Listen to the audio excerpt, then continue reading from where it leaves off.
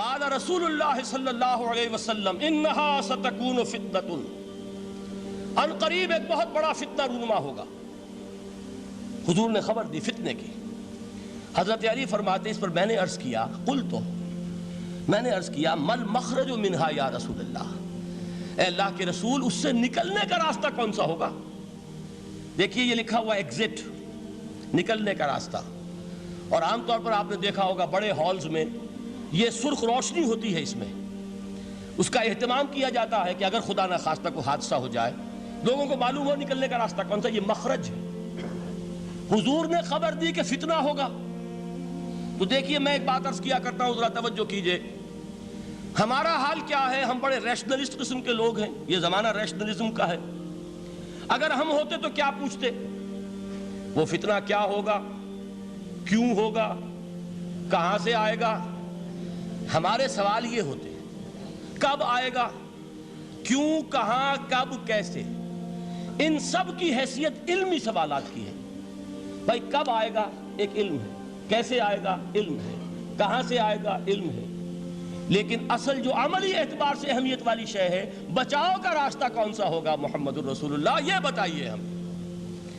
مل مخرج منہا یا رسول اللہ، حضرت علی نے یہ نہیں پوچھا فتنہ کیا ہوگا، کہاں سے آئے گا حضور، کیوں آ جائے گا، کب آ جائے گا، نہیں، مل مخرج منہا یا رسول اللہ، اے اللہ کے رسول یہ بتائیے کہ جب وہ فتنہ رونما ہوگا تو نکلنے کا راستہ کون سا ہوگا؟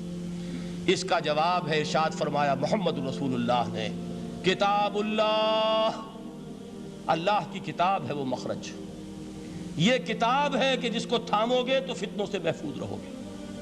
اس کے بعد آپ فرماتے ہیں فیہ نبأ ما قبلکم وخبر ما بعدکم وحکم ما بینکم، اس میں تم سے پہلوں کی بھی خبریں موجود ہیں، عاد اور سمود اور قوم نوح اور قوم ہود اور قوم لوط اور قوم صالح اور آل فرعون، یہ کون ہے؟ من قبلکم، تم سے پہلے، وفیہ خبر ما بعدکم، جو کچھ تمہارے بعد ہونے والا ہے اس کی خبریں بھی موجود ہیں، لیکن وہ کیسے ہوں گی؟ وہ بٹوین دی لائنز ہوں گی، وہ بین السطور ہوں گی۔ ان کے لیے انسان کو، آپ کو معلوم ہے کہ عبارت میں سطور ہوتی ہیں اور ایک درمیان میں ہوتا ہے، ان کے کچھ لکھا ہوا نہیں ہوتا۔ You have to read between the lines۔ قرآن میں بعد میں آنے والے حالات بھی درج ہیں، لیکن اس طرح نہیں جیسے کہ پچھلے حالات درج ہیں۔ اس کے لیے ذرا ان ڈیپتھ پونڈرنگ اوور، غور و فکر اور تدبر کی ضرورت ہوگی۔ وَحُكْمُ مَا بَيْنَكُمْ، اور جتنے اختلافات تمہارے اندر پیدا ہوں گے تا قیام قیامت، ان سب کا فیصلہ بھی اس کتاب میں موجود ہے۔ وَهُوَ حَبْلُ اللَّهِ الْمَتِينُ وَهُوَ الذِّكْرُ الْحَكِيمُ، یہی تو ہے، وَهُوَ الصِّرَاطُ الْمُسْتَقِيمُ، سیدھا راستہ اور کون سا؟ یہی قرآن تو ہے۔ ہر رکعت میں کہتے ہو اہدنا الصراط المستقیم، اور قرآن دیا ہوا ہے اس پر غور نہیں کرتے۔ عجیب تماشا ہے ہمارا، نماز کی ہر رکعت میں اہدنا الصراط المستقیم، اور حضور فرمائے وَهُوَ الصراط المستقیم، صراط مستقیم یہ قرآن ہی تو ہے، الذکر الحکیم یہ قرآن ہی تو ہے، وَهُوَ حَبْلُ اللَّهِ الْمَتِينُ، اور یہی ہے اللہ کی مضبوط رسی۔ آپ نے قاری صاحب سے وہ آیات سنی سورہ آل عمران کی، وَاعْتَصِمُوا بِحَبْلِ اللَّهِ جَمِيعًا وَلَا تَفَرَّقُوا، اللہ کی رسی کو مضبوطی سے مل جل کر تھامو اور تفرقے میں مبتلا نہ ہو۔ تفرقہ ہوگا تو کیا ہوگا؟ تمہاری ہوا اکھڑ جائے گی۔ آج آپ کو معلوم ہے دول عرب اگر یہ یکجا ہو جائیں، ایک دن کے لیے اسرائیل قائم نہیں رہ سکتا، امریکہ نہیں، امریکہ کا باپ اسے قائم نہیں رکھ سکتا۔ اگر امت عرب ہی جمع ہو جائے، عالم اسلام تو بڑی شے ہے، جو وسائل ان کے پاس ہیں، جو اللہ تعالیٰ نے ان کو نعمتیں عطا فرمائی ہیں، لیکن افتراق، انتشار، اختلاف، جتھے بندی، گروہ بندی، دھڑے بندی، اس نے اسرائیل کا خنجر ان کے سینے میں پیوست کیا ہوا، اس لیے کہ فَتَذْهَبَ رِيحُكُمْ، اگر تم اختلاف کرو گے تو تمہاری ہوا اکھڑ جائے گی۔ آج وہ ہوا اکھڑ چکی ہے۔ تو فرمایا وَاعْتَصِمُوا بِحَبْلِ اللَّهِ جَمِيعًا وَلَا تَفَرَّقُوا، اللہ کی رسی کو مضبوطی کے ساتھ مل جل کر تھامو اور تفرقے میں مت پڑو۔ حضور فرما رہے ہیں وہ اللہ کی رسی کون سی؟ ہوا حبل اللہ المتین، یہی قرآن ہے اللہ کی مضبوط رسی۔ علامہ اقبال نے کیا خوب کہا ہے، علامہ اقبال نے قرآن اور حدیث کے حقائق کو جس طریقے سے اشعار کا جامہ پہنایا ہے، وہ تو خود کہتے ہیں گوہر دریائے قرآن سفتام، میں نے قرآن مجید کے دریا سے موتی نکال کر اپنے اشعار کے اندر میں نے چن دیے ہیں، میرا کام اور کچھ نہیں ہے۔ موتی کوئی بھی غواص پیدا نہیں کرتا، دریا کی گہرائی سے نکال لاتا ہے، یہ میری حکمت نہیں ہے جو میرے اشعار میں ہے، یہ میں نے قرآن مجید کے دریا میں غوطہ زنی کر کے اس سے یہ موتی نکالے، گوہر دریائے قرآن سفتام۔ اب دیکھیے اسی حدیث کے اس ٹکڑے کو کیسے شعر میں لائے ہیں۔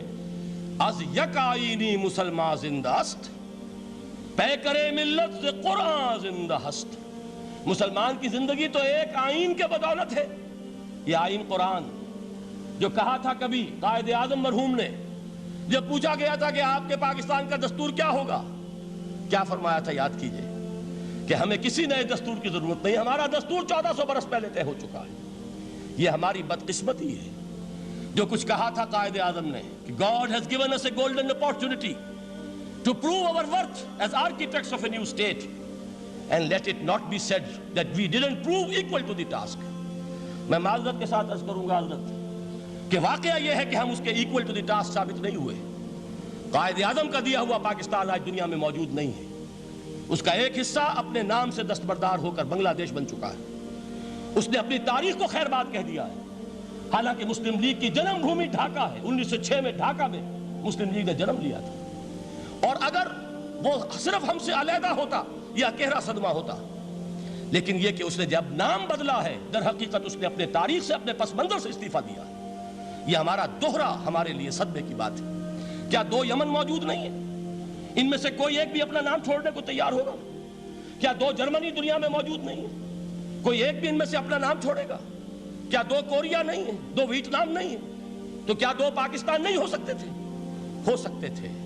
میں یہ کہا کرتا ہوں کہ یہ گہرا صدمہ ہے علیحدگی، اور دوہرا صدمہ ہے، اور اس سے کہیں زیادہ بڑا کہ انہوں نے اپنا نام بدل لیا، اپنی آئیڈینٹی چینج کر دی، انہوں نے وہ نام اپنے ماتھے سے اتار کر خلیج بنگال کے اندر دبو دیا۔ یہ بہت بڑی سزا ہے جو ہمیں ملی ہے۔ کیوں ملی ہے؟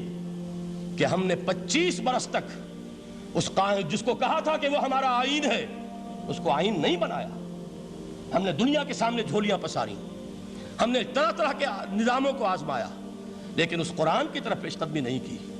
اللہ تعالیٰ ڈھیل دیتا ہے لیکن سزا بھی بہت سخت ہوتی ہے۔ ان بطش ربک لشدید، وہ ہم پر کوڑا برسا ہے۔ تاریخ انسانی کی عظیم ترین شکستوں میں سے ایک شکست ہے کہ جو ہمارے ماتھے پر کلنک کے ٹیکے کی طرح موجود ہے۔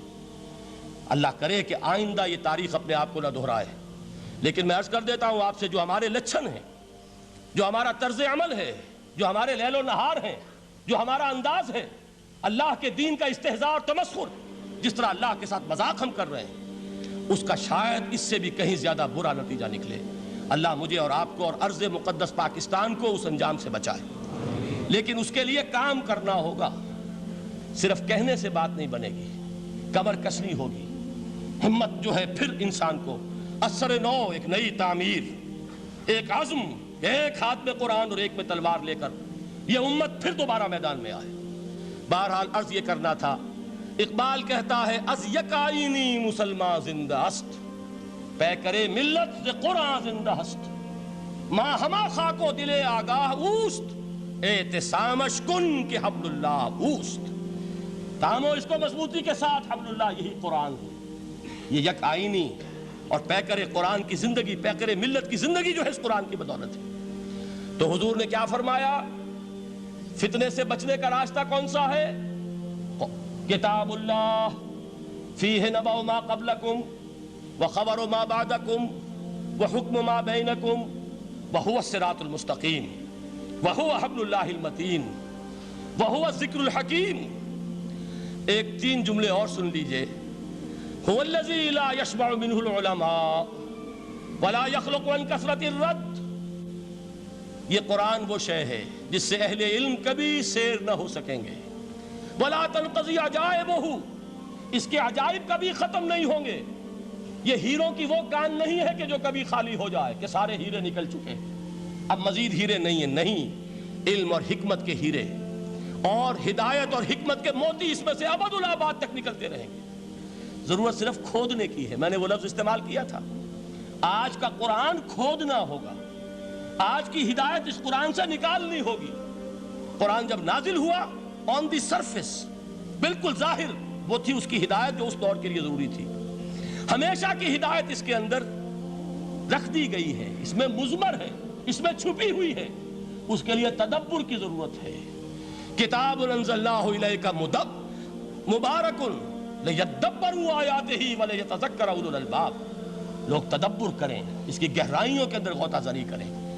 لا تنقضی عجائبہ، اس کے عجائب کبھی ختم نہیں ہوں گے۔ ولا یشبع منہ العلماء، اہل علم کبھی اس سے سیر نہیں ہوں گے۔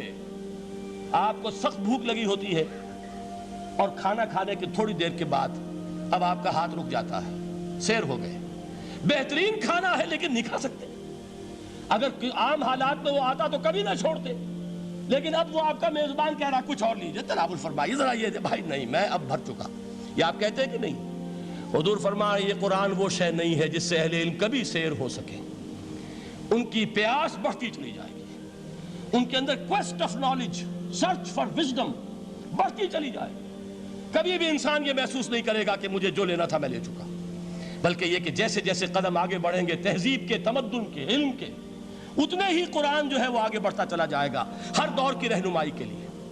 لا تنقضی عجائبہ ولا یخلق عن کثرت الرد، بار بار کے پڑھنے سے اس پر بوسیدگی طاری نہیں ہوگی۔ دنیا کی اور کتابیں ہیں، ایک دفعہ پڑھ لیں گے، دو دفعہ پڑھ لیں گے، تین دفعہ پڑھ لیں گے، چار دفعہ پڑھ لیں گے، پھر جی نہیں چاہے گا۔ لیکن یہ کتاب وہ ہے، امام شافعی کا میں واقعہ آپ کو سناتا ہوں۔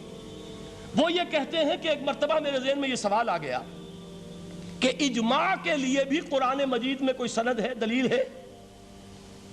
سب مانتے ہیں کہ اجماع جو ہے سورس ہے قرآن کے اسلامی قانون کی، جس پر کہ امت کا اجماع ہو جائے۔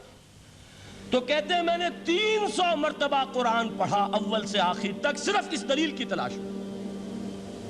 300 مرتبہ مجھے نہیں ملی، 301ویں مرتبہ جب پڑھ رہا تھا مجھے روشنی مل گئی۔ وہ یبتغی غیر سبیل المومنین کے جو الفاظ آئے ہیں، نولہ ما تولی ونصلہ جہنم، جو کوئی شخص مسلمانوں کے راستے کو چھوڑ کر کوئی اور راستہ اختیار کرے گا ہم اسے اسی کے حوالے کر دیں گے اور جہنم میں پہنچا دیں گے۔ معلوم ہوا مسلمانوں کا جس پر اجماع ہو جائے اس کو بھی ایک سند حاصل ہے۔ یہ مسلمانوں کا مجمع علیہ ایک راستہ ہے، اس کو بھی ایک سند اور دلیل کی حیثیت حاصل ہے۔